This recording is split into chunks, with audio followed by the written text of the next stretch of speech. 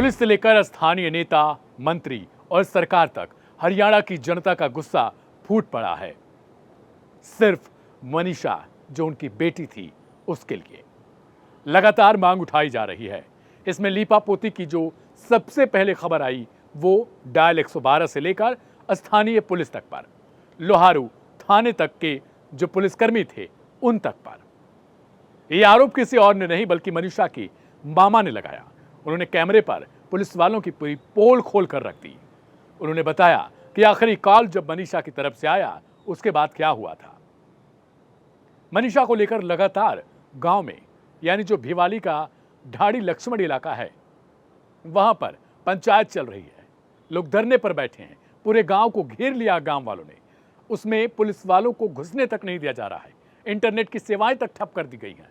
अगर इस खबर के बावजूद आप ये सोचते हैं कि कोई ये मामूली खबर है, ऐसी घटनाएं होती रहती हैं, तो शायद आपने आजाद भारत में ऐसी रेप, बलात्कार और मर्डर तक की खबरों में, जहां पर जानबूझकर किसी की जान ली जाती है, किसी के साथ बलात्कार किया जाता है, बंदूक की नोक पर किसी से उसकी जमीन हड़पी जाती है, अगर इन सबको आप एक आम क्राइम की तरह लेने लगे हैं तो फिर समझिए कि किसी दिन अगर आपके साथ भी ऐसा हुआ तो कोई आपको पूछने वाला नहीं होगा, आपके पीछे कोई रोने वाला तक नहीं होगा। ऐसी कहानियां हर रोज हमको देखने को मिल रही हैं। कहानी मैं किस लिए कहता हूं, आप में से बहुत सारे लोगों को तकलीफ होती है। कहानी इसलिए कहा जाता है क्योंकि हम में से बहुत सारे लोग इसे कहानी ही समझते हैं। जो गया उसके लिए सिर्फ कहानी बची है। नमस्कार, मेरा नाम है दिव्यांशु। क्राइम कथा के आज के एपिसोड में आपका बहुत स्वागत है। लेकिन सवाल आज की क्राइम कथा में एक सबसे अहम है। मनीषा की तरफ से जब आखिरी कॉल आया था, जिसके बाद उसकी गुमशुदगी की रिपोर्ट दर्ज कराने के लिए लोहारू थाने में 11 अगस्त को उसके पिता पहुंचते हैं, तो उनसे सिर्फ 2 लफ्ज बोला जाता है। वो किसी के साथ चली गई होगी, आ जाएगी, किसी के साथ पिकनिक मनाने गई होगी। आप सोच सकते हैं कि पुलिस वाले, अगर इनकी कोई बेटी रहती तो क्या यही लफ्ज इनके मुंह से निकलते। कुछ समय के लिए अगर यह भी मान लिया जाए कि मनीषा के साथ जो पुलिस वाले कह रहे हैं वही हुआ होगा, तो क्या सिर्फ ऐसे मामलों में यह कह देना कि वो किसी के साथ गई होगी, आ जाएगी? जो वहां पर थानेदार बैठे रहे होंगे, जो वहां पर बाकी के लोग रहे होंगे, जो पुलिसकर्मी रहे होंगे, जो एसपी रहे होंगे, जो बैठकर अपने कार्यालय में सिर्फ एक कॉल घुमाते हैं और बोलते हैं इस केस को देख लेना। सवाल यह है कि आखिरकार सीरियस कब होंगे हम लोग? कब ये सोचेंगे कि यह हमारा काम है, हमें इसकी तनख्वाह मिलती है, किसी की जान खतरे में हो सकती है? मनीषा को लेकर लगातार लोग अपनी तरफ से सवाल उठा रहे हैं। यह केस देखते ही देखते हाथरस जैसा जो यूपी में हुआ था उसकी तरह कांड होता जा रहा है। ऐसा ही कुछ वाकया हम सब ने देखा था पिछले साल बंगाल में। वहां पर भी एक डॉक्टर बिटिया के साथ ऐसा हुआ था और यह आए दिन होता रहा है। आए दिन हर प्रदेश में ऐसा हो रहा है, लेकिन हम सब ने अपने मुंह पर चुप्पी साध रखी है। जब यह केस होता है तो हम आवाज उठा लेते हैं, कैंडल मार्च निकाल देते हैं, कुछ दिन के लिए धरना प्रदर्शन कर देते हैं। सरकारी नेता जान जाते हैं कि अरे ये रोज का इनका, चलने दो। उन सबको मालूम है कि 10 दिन के लिए वो कुछ ऐसा कर देंगे, माहौल पूरा बदल जाएगा। फिलहाल मनीषा का पोस्टमार्टम दिल्ली एम्स में हुआ। 2 घंटे तक ये पोस्टमार्टम चला। उसके बाद इस बात पर अब लोग राजी हो गए हैं कि कल इसका अंतिम संस्कार बिटिया का करवाया जाएगा सुबह 8 बजे के आसपास। यह खबर दैनिक भास्कर ने रिपोर्ट की है। लेकिन इससे पहले जो कुछ हुआ है वो अपने आप में चौंकाने वाला है। 2 बार पोस्टमार्टम रिपोर्ट आती है। उसके बाद पुलिस वाले सोचिए कि सिर्फ इस बात को कह देते हैं कि हमें एक नोट मिला था जिसमें उसने अपने लफ्ज बोले थे अंतिम। तो 5 दिन तक वो नोट क्यों नहीं मिलता? अगर आखिरी नोट पड़ा हुआ था तो क्यों इस मामले को दबाने की कोशिश की जाती है? अगर कुछ नहीं होता तो सीएम नायब सैनी को उन पुलिसकर्मियों को सस्पेंड क्यों करना पड़ता? एसपी का कार्यक्षेत्र क्यों बदलना पड़ता? सीबीआई को जांच क्यों सौंपनी पड़ती? क्योंकि कहीं ना कहीं इसमें लीपापोती जरूर की गई होगी। आपको बता दें कि मीडिया कर्मियों के लिए भी गाइडलाइन आई थी वहां के एसपी की तरफ से, और हम जैसे मीडिया वालों को बोला गया था कि आप लोग जो उनकी तरफ से कहा जा रहा वैसी रिपोर्ट बनाइए। अब सोचिए कि कोई क्या उनकी गाइडलाइन के तहत रिपोर्ट बनाएगा, तो फिर अब तक सच कैसे पहुंचेगा? हम चाहेंगे कि आप इस वीडियो को दूसरों तक जरूर भेजिएगा। आगे के लिए अपनी तैयारी करके रखिएगा, क्योंकि हर दिन ऐसे मामले होने वाले हैं। ऐसे पुलिसकर्मी, ऐसी सरकार, ऐसे नेता, क्या ये सीरियस हैं आम जनता ऐसे क्राइम, ऐसे अपराध को लेकर? जो मनीषा के मामा हैं उनकी तरफ से क्या कुछ कहा जा रहा है वो पहले हम आपको सुनवा देते हैं। मनीषा जो मेरी भांजी थी ढाणी लक्ष्मण से, वो किड्स प्ले स्कूल है सिंगानी के अंदर, वहाँ पार्ट टाइम जॉब करती थी।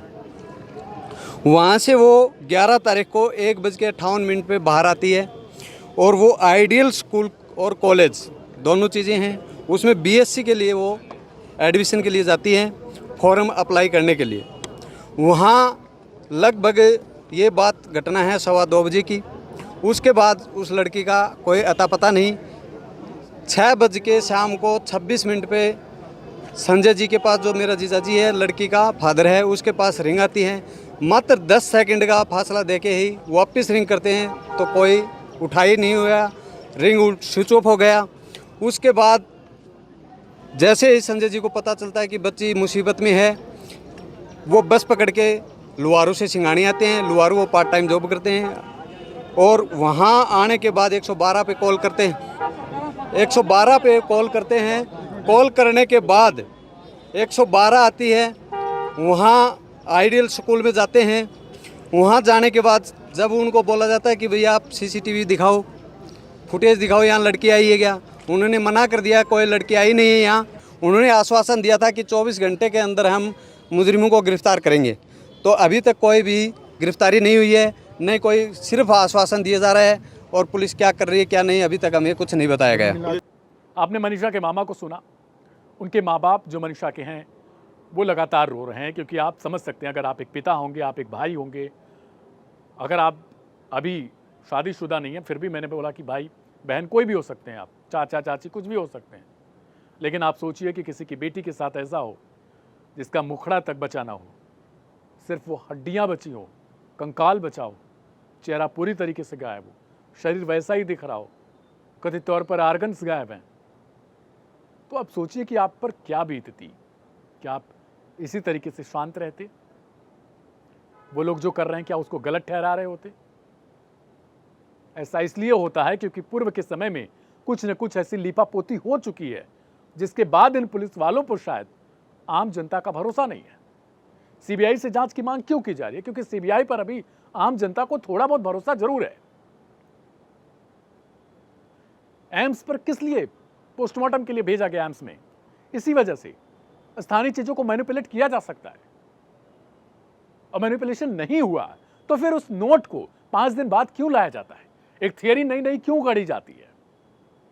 क्यों मीडिया के लिए गाइडलाइन जारी की जाती है अगर कुछ छुपाया नहीं जा रहा था तो?